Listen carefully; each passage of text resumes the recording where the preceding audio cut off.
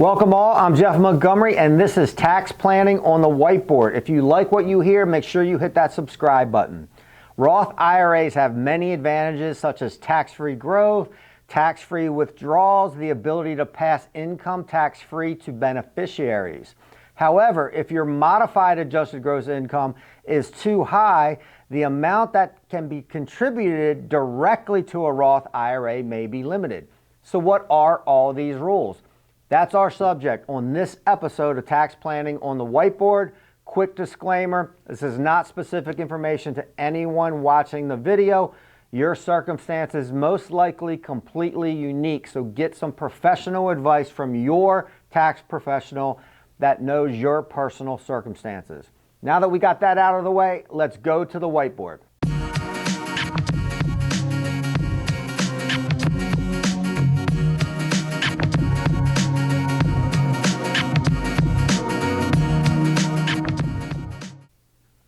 Okay, let's jump in here. Those watching this right now that have income which exceeds the phase-out thresholds for contributing directly to a Roth IRA may benefit from the infamous Backdoor Roth IRA strategy, which is really just an indirect way of getting contributions into a Roth IRA.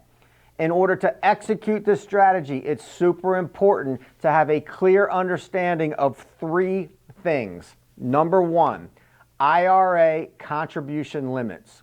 Number two, the process for executing a backdoor Roth IRA conversion. And number three, and most importantly, the pro-rata rule.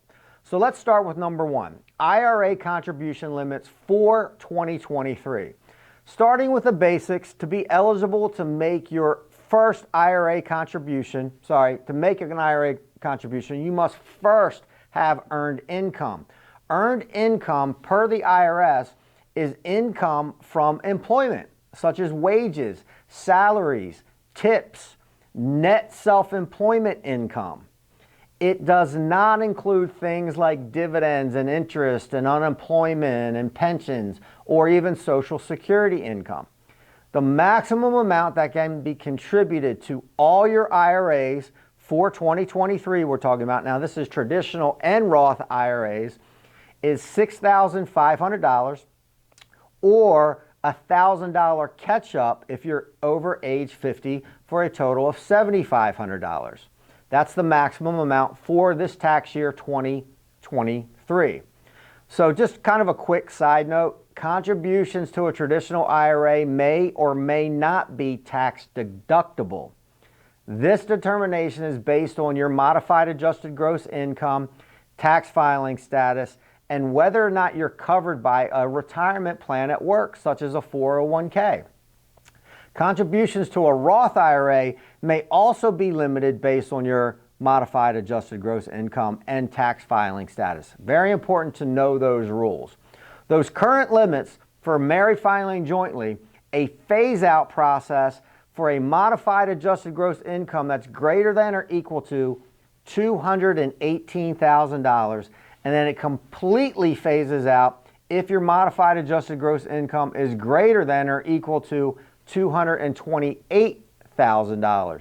So those limits are super important. So no direct contributions if you are over that higher limit.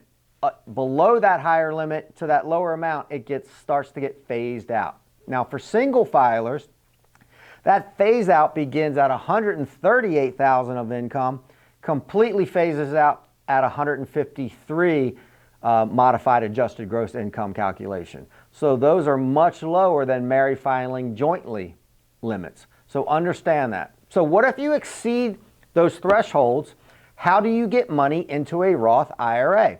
Well, that brings us to number two, the process of executing a backdoor Roth IRA strategy. The first step is to make a non-deductible traditional IRA contribution. So remember, nothing precludes you from making a IRA contribution to a traditional IRA as long as you have earned income. The question is, will it be deductible or not? So if you are over those phase outs, it may not be deductible, but it can still be contributed. Once that contribution is made, you can then immediately, and our recommendation is to convert it to a Roth IRA. So make a non-deductible contribution, convert it to a Roth IRA. It's recommended to convert it immediately, as I just mentioned, to avoid any accumulation of earnings and paying taxes on those earnings. Based on that information I just gave you, let's kind of run through an example here. Let's take a hypothetical example, and we'll call him James. James is 55 years old, currently employed, and his tax filing status is married filing jointly.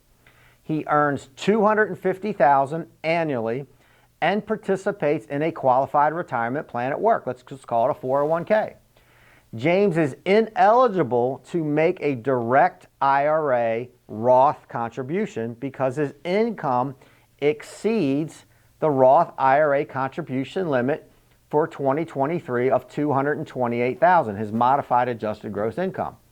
James is ineligible for a deductible traditional IRA contribution, no deduction for married filing jointly on incomes over $136,000 or more in 2023 if you're covered by an employer-sponsored plan. So James can't do a traditional contribution and deduct it. However, James can still make a non-deductible traditional IRA contribution subject to the maximum amount of $7,500. Remember, James is over 50 years old. And then immediately James can convert that same amount to a Roth IRA. For those with no other IRA accounts, the backdoor conversion strategy may be a solution worth considering. However, if you have other pre-tax IRA funds, then the pro-rata rule will come into play and must be considered. So what is the pro-rata rule? This is number 3 on our list. The pro-rata rule applies to any person that has made both deductible and non-deductible IRA contributions in a traditional IRA. The pro-rata calculation is used to determine how much of a Roth conversion represents taxable versus non-taxable amounts. The rule is often referred to as the cream in your coffee rule, demonstrating that the client is unable to convert only the after-tax amounts. This is because the IRS looks at all your traditional IRA accounts as one big IRA. Think of it this way. When you pour cream into your coffee, it all gets mixed together. There is no way to later separate that cream and the coffee when you pour it back out. This is the exact same way of a traditional IRA that holds both after-tax and pre-tax contributions. Remember, the backdoor strategy is you're putting in after-tax contributions because you're not deducting those contributions. So I know what you're thinking. What if I separate the two contribution types? What if I have one traditional IRA that has only pre-tax contributions in it, and then I have another traditional IRA that only has after-tax contributions in it? Well, unfortunately, the IRS is onto that one as well. That will not work because the IRS, remember, thinks of all your IRAs as one big, gigantic IRA, whether it has after-tax contributions or pre-tax contributions. It's all one big IRA. So let's go through the example again of James Smith.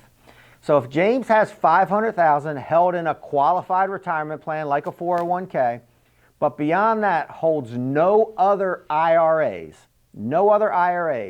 then by contributing $7,500 to the non-deductible IRA and immediately converting it to the $7,500 to a Roth means that 100% of that conversion is tax-free.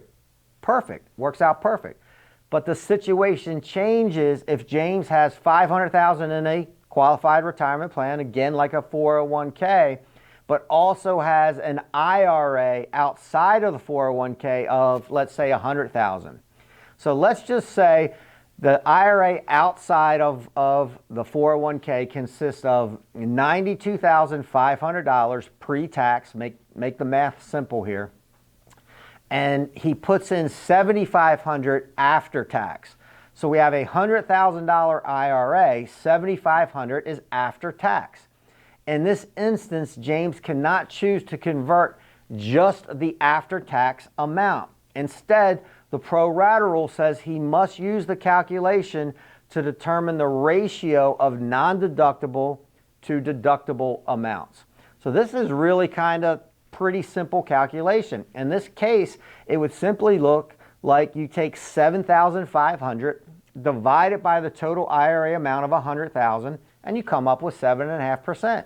So this means 7.5% of every dollar converted is tax-free, but 92.5% of every dollar converted in this example is taxable. It does not matter that all of the funds converted were coming from the hypothetical IRA that we set up for the non-deductible contributions. Remember, IRS looks at it as all one gigantic IRA.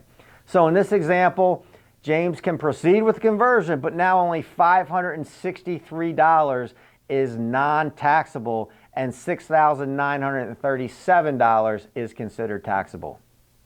So very, very tricky rules with converting completing a backdoor Roth conversion. You have to be careful. There's other tax gotchas in the tax code. Always wise to consult your tax advisor or your financial advisor that is familiar with these things. That's it for this episode of Tax Planning on the Whiteboard. Probably hit repeat, watch it again because we covered a lot of information.